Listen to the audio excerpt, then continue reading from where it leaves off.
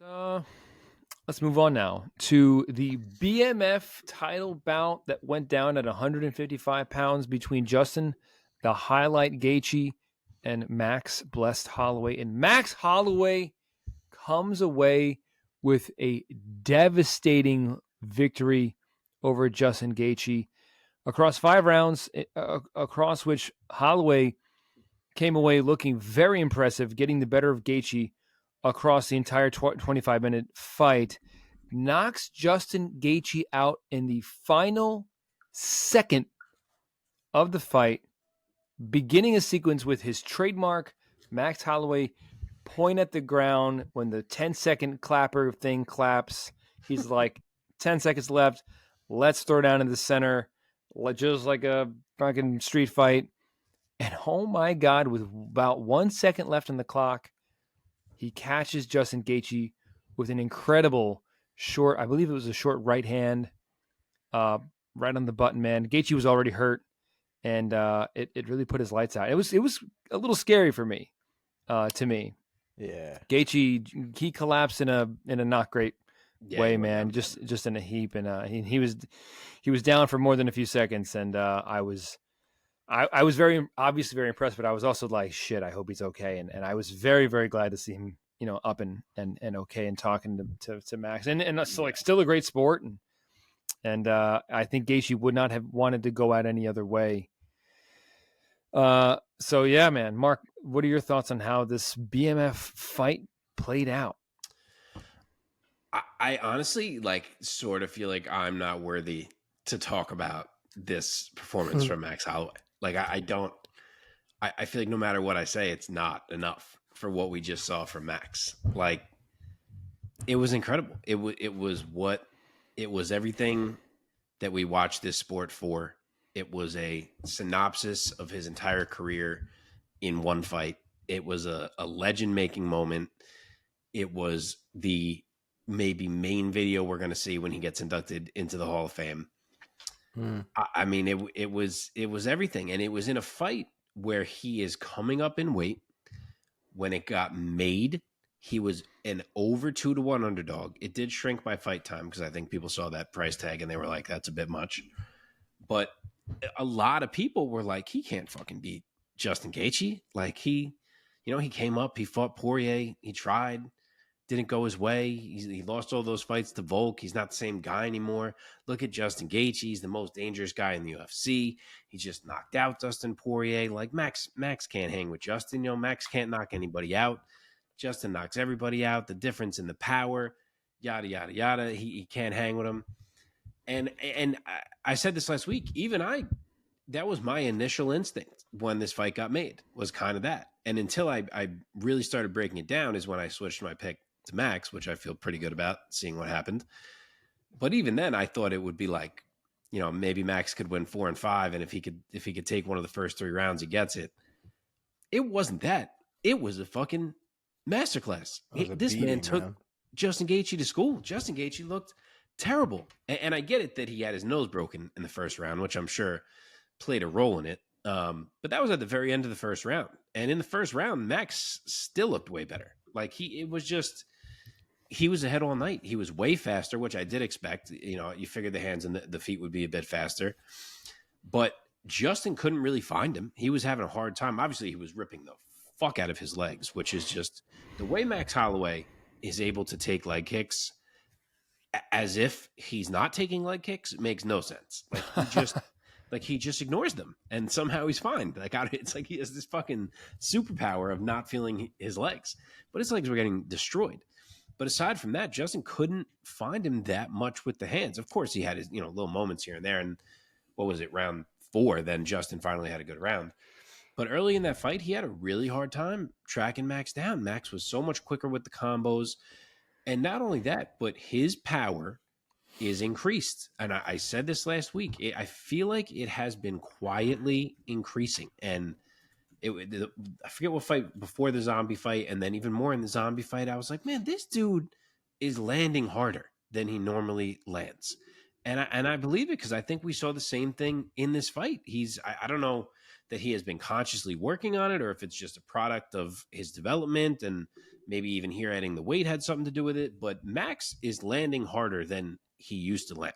Like these shots, even pre-broken nose, Gaethje was feeling these shots. He was getting moved off balance. Like that's not typically Max Holloway shots don't get those kind of results, especially on a Justin Gaethje. And then after the nose was broken, I mean, Gaethje was feeling everything. He was turning away from jabs, which I get. I mean, the dude's nose was fucked. I'm sure every shot was killing him, but it was a masterful performance from Max. And then you get to the end, and it's like again, he is in there across from Justin Gaethje. The last fucking thing you want to do with Justin Gaethje is go shot for shot. And it's like you hear that clapper, and almost in my head, I was like, imagine Max tells him to come to the middle now. Like, no way that's going to happen. And he does it, and he goes shot for shot with Justin Gaethje, and he knocks him the fuck out with 1 second left. Like, you can't write it. You can't script it. This is why this sport is fucking my favorite sport in the world, because you get moments like this. And it's just, I mean, again, this is the part where it's like, what can I don't even know. I don't have words to properly describe how great this moment was. And I'm glad that it has gone as like, not viral, but as mainstream as it has. Like, I feel like dudes who I've never heard talk about MMA in my life are like, did you see that UFC fight this weekend where the dude pointed and like 1 second? I love it. I hope Max becomes twice as big of a star as he was going into this fight. Yeah. Kind of feels that way. Maybe a bit more mainstream. Okay. See, Mark's like, I'm just down for anybody to say anything about that fight. And I'm like, that guy? How dare you, sir? That's Max motherfucking Holloway. You better put some respect on his name. Google that shit before you say something out loud, bitch. Yeah. Yeah, Omar, keep going. Give us your thoughts on this fight. The fight's legendary, man. I watched this fight at Buffalo Wild Wings, and I have talked about this notoriously on this podcast about how, as much as I go to Wild Wings, I quite hate the crowd at Wild Wings. Not the hugest fan. I'm just not. And of course, I was sitting next to what we're seeing, and UFC 300 is a very big deal. Was a very big deal, right? Normally my Wild Wings is not super packed for UFC fights. This one, I couldn't sit anywhere near the bar where I normally sit. I have I have waitresses that like know I'm going to be there for the fight and stuff like that. Couldn't go anywhere near them. So I ended up getting sat at a regular table, sitting next to what were seemingly like 19, 20-year-olds who just wanted to make my life inherently difficult for the entire night by just screaming and making noise. But that was the one fight that brought everybody in that shit ass place together. And everybody was screaming. Everybody was having a great time. And when he pointed his finger at the floor, I was like, there's no way Justin is going in there for this right now. Justin obliges, and we throw down and get crazy. And, you know, the one thing that I will say from a casual perspective that was getting me annoyed, because even though I didn't think Justin was going to do it, it was his best shot at winning that fight. But everybody was saying shit like, you know, Justin's dumb for having done that, and you don't do that with Max Holloway. I was like, you do it when you're down 4-0, 100%. and you need to win the fight. I mean, if you don't want to get knocked out, I get it. Listen, who am I to tell you not to go get knocked out? I get it. You don't want to get knocked out. But if you don't care and you're really still trying to win that fight in the last 10 seconds, you take the Hail Mary. You take the coin flip. And Max Holloway is the one who's out of his goddamn mind, because not only was he winning that fight handedly, he did not need to put that Hail Mary into existence for him to lose that fight after all of that hard work for the last 10 seconds for some crazy nonsense to go down. But you know what? He did. And we're all better off for it. And we should all be thanking him for it. And in reality, this is one of those fights in history that, like, back in the 70s, when that fucking generation used to talk about the Muhammad Ali's and the this and the that, and we're glad we were able to see him in person. This is our era of this, right? The McGregor knocking out Jose Aldo in 16 seconds. The John Jones beating the Christ out of Shogun Rua. The TJ destroying Renan Barão, not once, but twice in spectacular fashion. Like, these are the fights that for me are going to be the ones that when I have nothing left working in my body, mind included. These are the things that I'm probably still going to remember and regurgitate. When you have dementia and have no more memory, you'll still remember these fights. Wife, will be like, I was married. I don't remember that. Max Holloway, Justin Gaethje. Boom. Remember that will like be it was like- yesterday. Totally, like, man. do you remember that guy who pointed? And someone will be like, that guy? His name is Max Holloway. Yes. Yes. Oh, legendary Man. fight. So Holloway in the cage, he calls out Topuria with the great Max Holloway. Max Holloway is one of the, I think, underrated, like, quotable MMA fighters in the sport. 1,000,000% agree. Everybody thinks of Conor and Chael. Nobody really thinks about Max. Max is always ready with a great line, man. The guy is full of them. He's too And, nice. That's just what it is. Max Holloway is just too nice. Like he's both. Well, I mean, Max Holloway is a beast, but when it comes to like his lines and stuff, he's like, I kill you, but it's all love, you know. I kill you, but it's all love. That's actually pretty good. Yeah, you know what I mean. But Chael Sonnen will like talk about everybody you've ever talked about, everybody you've ever seen in your life. He'll go crazy on you. Conor will call you a terrorist and all other kinds of crazy ass shit. So it's like the level of heel those other two had is something different. Max is like Wonder Boy level kind of niceness, but like, the level of violence Max is is also. Max. I mean, that's why you got a BMF fight, because he's also fucking badass. This is the first and only fight, as far as I'm concerned, with that BMF belt that it really embodied what we're doing here with that belt. That felt like a BMF belt. Whatever they intended that belt to be, that was the first time I really felt it. You know what I mean? Yeah. Yeah. I get you. So he says about Topuria, there's a matador, but he's running from the bull or something like that. Some fucking great line. Yep. So what do you guys think is next for Max? What do you think is next for the BMF belt? Omar, you go first. Dog, honestly, man, it's rare that we find somebody in the UFC space that has options. I mean, Max could stay at 155 if he wanted. Max could go down to 145, and he could have an absolute claim to fight Topuria, especially if Volkanovski's not doing it right now. I mean, Max has got options, man.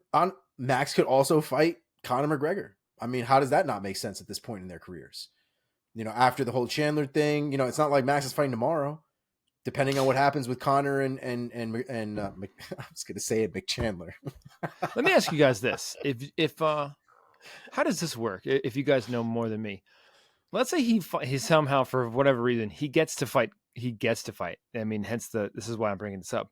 Let's say he gets the Conor fight. Like, there's this idea that like if you fight Conor, it's like more money. But aren't these guys on a contract? I think everybody's a little bit different. A guy like Donald Cerrone never had a contract that had any kind of extraness to it. So I don't think he was ever going to get a red panty night. But like some of these guys, depending on like Sean O'Malley, I think even if he wasn't a champion, is probably making a little bit of extra bread on the side for the amount of views that he just brings in for being him. But obviously those details are all confidential. What do you mean? If you're in the main event across from Conor, you're getting pay-per-view points. If they say, is that automatic? Because that wasn't always the case. I thought any main event is pay-per-view points. What's his name? Donald Cerrone didn't get shit. According to Donald main event Cerrone. pay-per-view? I don't think he did. Was that Conor fight not a pay-per-view? But it wasn't a main event. And it wasn't a title fight. It absolutely was a main event. They're not going to put Conor on him. That was a main event? I don't think Conor's co-mained anything like in forever. That's true. That's a good, yeah. It was his first fight back from all the nonsense. Oh, it was the main event. Yeah. So he UFC 246. Yeah. He didn't get points for that? No, not according to him. And they asked him too. They asked he him, said, "Nah, bro, I got paid exactly the same as I always get paid for that fight." I don't understand that. That's crazy. Yeah, you would imagine it's a red panty night kind of thing. But you also would imagine, because you just would imagine that Dana would like throw him some more love. But they might, but it's not contractually obligated. I would Maybe not.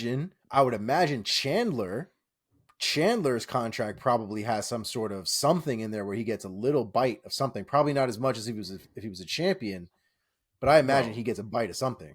he must know shit he's getting. The way that he was 110% willing to sit on the sidelines and wait as long as it took to get this fight, he must know financial implications that are life-changing that are involved. I would hope so. I would hope so. Yeah. Yeah. Well, Yeah, what do you think, Mark? but yeah, I do think the fallback option, if he's not going to fight Topuria, that makes the most sense is if Conor McGregor beats Chandler to do Conor and Max 2 for the BMF. I think that'd be fucking enormous. I didn't even think about the BMF. Yeah, I think that'd be huge, and I think Conor'd be into it. Because he's tweeted before about how he wants to have the BMF at some point in his career, Conor. But with that being said, I think it's the Topuria fight, man. I mean, I don't know how soon Volk is looking to come back.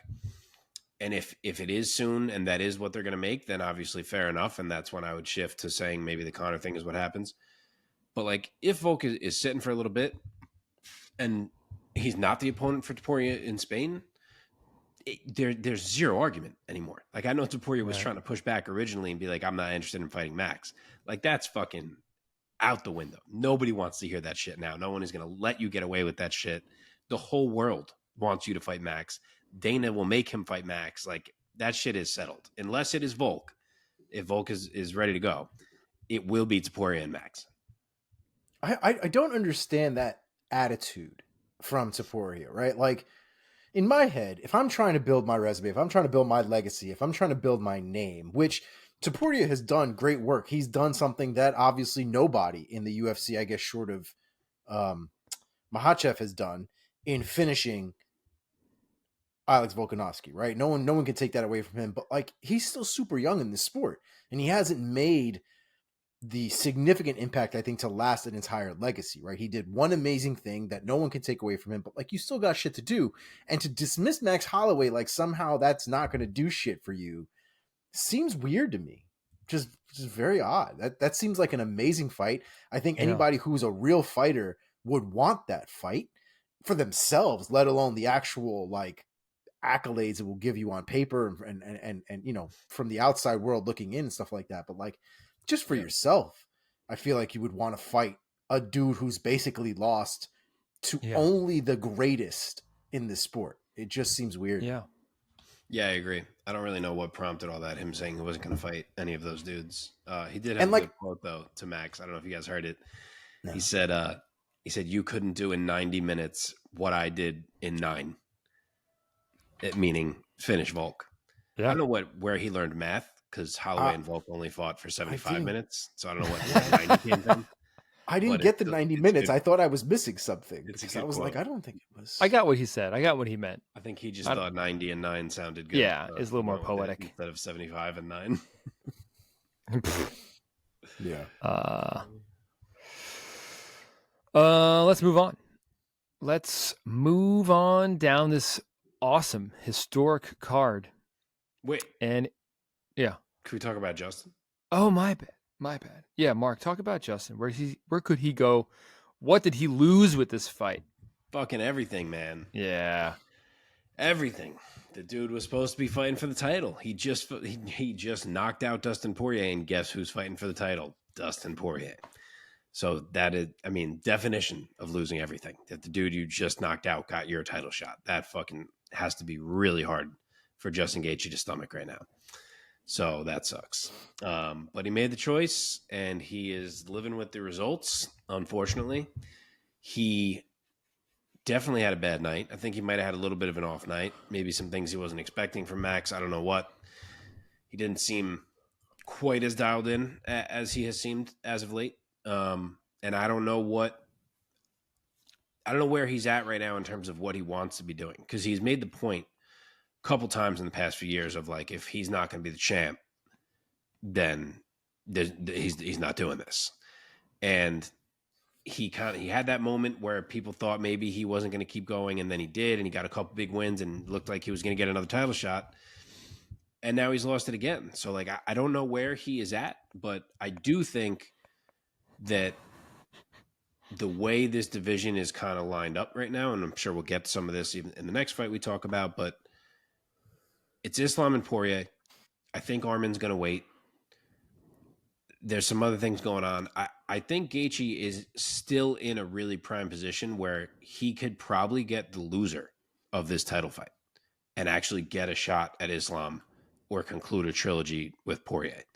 And I think either of those are huge enough that he would be like, all right, let's do this thing, because if I win, I'm right back again. Like it. Omar, your thoughts? Yeah, I personally would rather just wait to see what the lightweight division looks like until Q4 of this year, because Gaethje got fucked up in that fight. And I don't think Justin Gaethje should be doing any kind of anything for like months.